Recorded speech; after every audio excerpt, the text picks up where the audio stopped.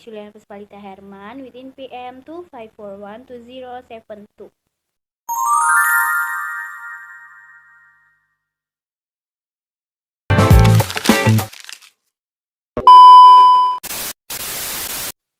Jadi, di sini saya akan menjelaskan tentang materi statistika ekonomi dalam mata kuliah statistika ekonomi.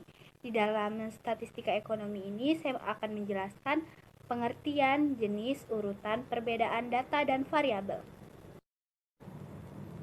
Jadi, pertama-tama yang akan saya jelaskan adalah tentang perbedaan pengertian statistik dan statistika ekonomi.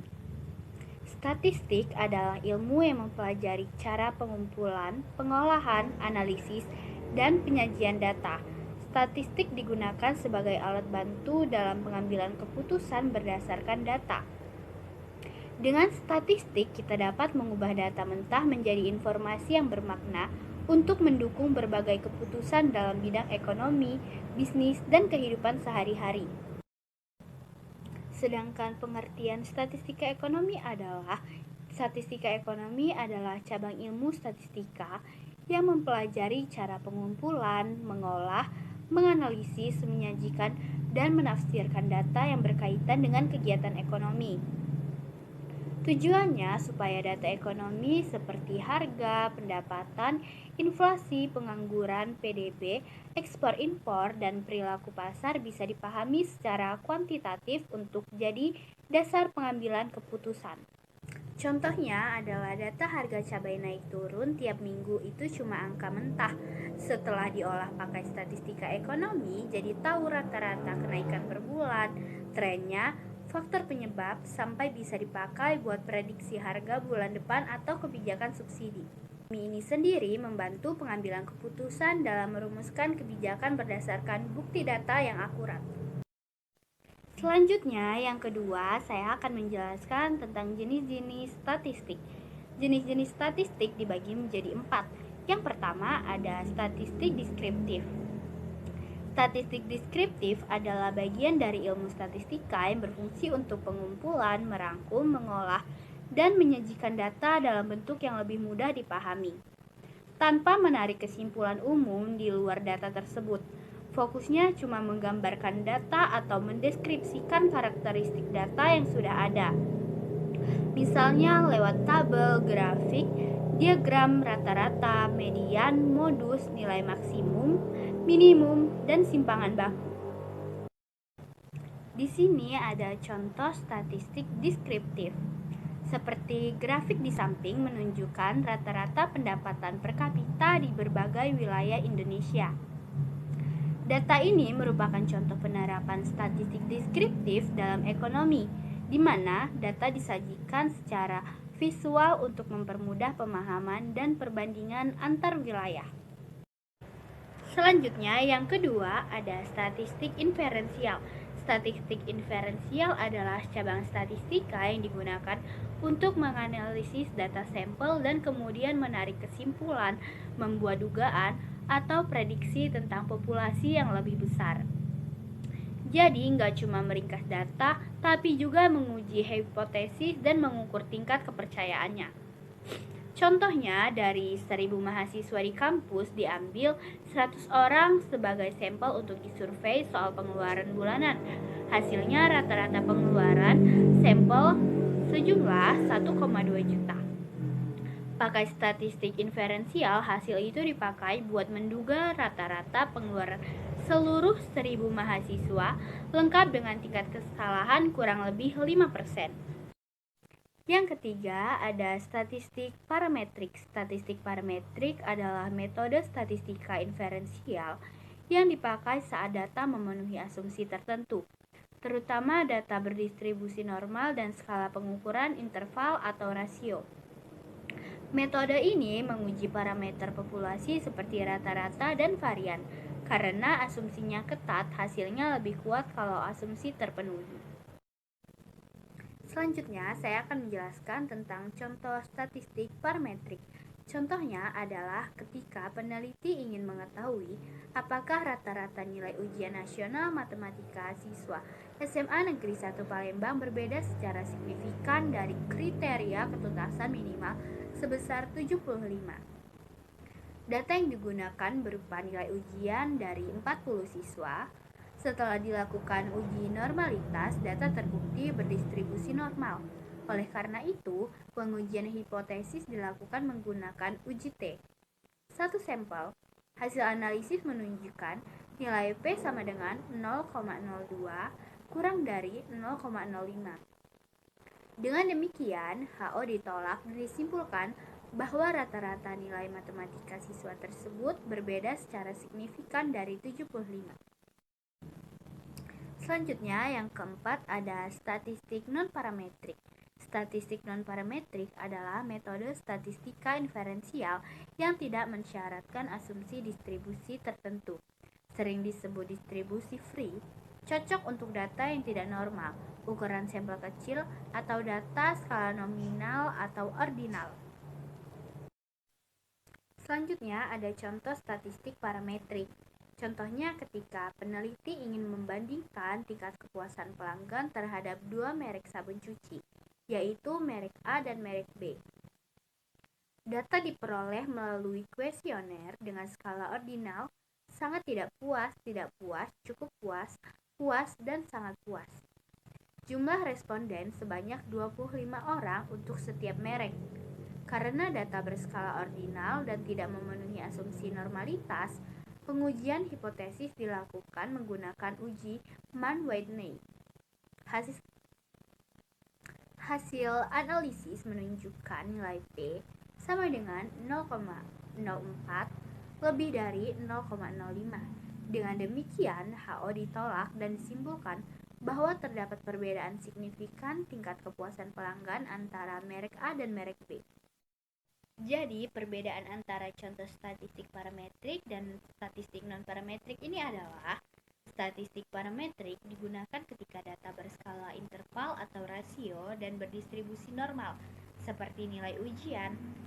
Sedangkan statistik non-parametrik digunakan ketika data berskala nominal atau ordinal dan tidak berdistribusi normal, seperti tingkat kepuasan. Selanjutnya, saya akan menjelaskan tentang urutan statistik. Urutan statistik dibagi menjadi 7. Yang pertama ada merumuskan masalah. Penelitian diawali dengan identifikasi masalah. Masalah merupakan pertanyaan yang memerlukan jawaban melalui data. Contohnya, apakah terdapat perbedaan nilai matematika antara siswa yang belajar lebih dari 2 jam per hari dan siswa yang belajar kurang dari 2 jam per hari? Yang kedua ada menyusun hipotesis. Hipotesis adalah dugaan sementara yang akan dibuktikan melalui analisis data. Terdapat 2 jenis hipotesis. Yang pertama ada H0 menyatakan tidak adanya perbedaan atau pengaruh, sedangkan H1 menyatakan ada perbedaan atau pengaruh. Contohnya H0 tidak terdapat perbedaan rata-rata nilai, sedangkan H1 terdapat perbedaan rata-rata nilai. Selanjutnya, yang ketiga ada menentukan sampel. Sampel adalah bagian dari populasi yang dipilih untuk mewakili keseluruhan populasi. Penentuan sampel dilakukan agar penelitian lebih efisien dan hasilnya dapat digeneralisasikan. Contohnya, dari 500 siswa dipilih 60 siswa secara acak sebagai sampel penelitian. Yang keempat ada pengumpulan data. Pengumpulan data dilakukan sesuai dengan teknik yang relevan, seperti tes, kuesioner, observasi, atau dokumentasi. Data yang dikumpulkan harus valid dan sesuai dengan variabel yang diteliti. Selanjutnya, yang kelima ada menyajikan data. Data mentah diolah dan disajikan dalam bentuk tabel, diagram, atau grafik. Penyajian data bertujuan mempermudah pembacaan pola, kecenderungan, dan sebaran data. Tahap ini termasuk ke dalam statistik deskriptif. Selanjutnya yang keenam ada menganalisis data. Pada tahap ini dilakukan pengujian hipotesis menggunakan metode statistik. Pemilihan metode bergantung pada jenis data dan asumsi yang terpenuhi. Jika data berdistribusi normal dan berskala interval atau rasio, digunakan statistik parametrik sebagai uji T. Jika tidak memenuhi asumsi tersebut, digunakan statistik non-parametrik seperti uji Mann-Whitney. Hasil analisis dilihat dari nilai signifikan untuk menentukan penerimaan atau penolakan H0. Selanjutnya, yang ketujuh ada membuat kesimpulan. Kesimpulan disusun berdasarkan hasil analisis data. Kesimpulan harus menjawab rumusan masalah dan menyatakan apakah hipotesis diterima atau ditolak. Contohnya, berdasarkan hasil uji T diperoleh nilai P sama dengan 0,01 kurang dari 0,05. Dengan demikian, H0 ditolak. Kesimpulannya, terdapat perbedaan signifikan rata-rata nilai antara kedua kelompok siswa. Selanjutnya, saya akan menjelaskan tentang pengertian data dan variabel. Variabel adalah karakteristik, sifat, atau ukuran yang dapat berubah dan menjadi fokus dalam penelitian. Variabel merupakan konsep yang nilainya dapat berbeda antar objek atau antar waktu. Contohnya ada tinggi badan, nilai ujian, jenis kelamin, dan tingkat kepuasan. Sedangkan data adalah nilai atau hasil pengukuran dari suatu variabel. Data merupakan fakta konkret yang diperoleh setelah dilakukan observasi atau pengukuran terhadap variabel. Contohnya ada 165 cm, 80, laki-laki, dan sangat puas. Selanjutnya ada perbedaan dan hubungan data dan variabel. Perbedaan utamanya adalah variabel bersifat konseptual dan umum, sedangkan data bersifat faktual dan spesifik. Variabel menjelaskan apa yang diukur, sedangkan data menjelaskan hasil dari pengukuran tersebut. Dalam penelitian, variabel ditetapkan terlebih dahulu, kemudian data dikumpulkan sebagai wujud dari variabel. Hubungan keduanya adalah setiap variabel menghasilkan data, tetapi tidak semua data dapat menjadi variabel. Data tanpa variabel tidak memiliki makna penelitian karena tidak diketahui merujuk pada konsep apa. Contohnya, jika variabelnya adalah nilai matematika, data yang diperoleh dapat berupa nilai sebesar 70, 85, atau 90. Selanjutnya ada kesimpulan. Statistik adalah alat penting dalam pengumpulan, pengolahan, dan analisis data ekonomi untuk pengambilan keputusan yang tepat. 4 jenis statistik utama ada statistik deskriptif yang digunakan untuk merangkum data. Lalu ada statistik inferensial yang digunakan untuk membuat prediksi. Lalu ada statistik parametrik yang digunakan dengan asumsi distribusi.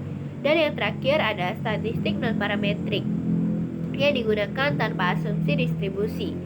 Urutan statistik yang sistematis sangat penting, dari perumusan masalah, hipotesis, dan penentuan sampel, pengumpulan data, hingga kesimpulan. Data dan variabel saling terkait. Variabel adalah karakteristik yang diukur, sedangkan data adalah nilai-nilai dari variabel tersebut. Sekian penjelasan dari saya, mohon maaf apabila ada salah kata. Saya akhiri, wassalamualaikum warahmatullahi wabarakatuh.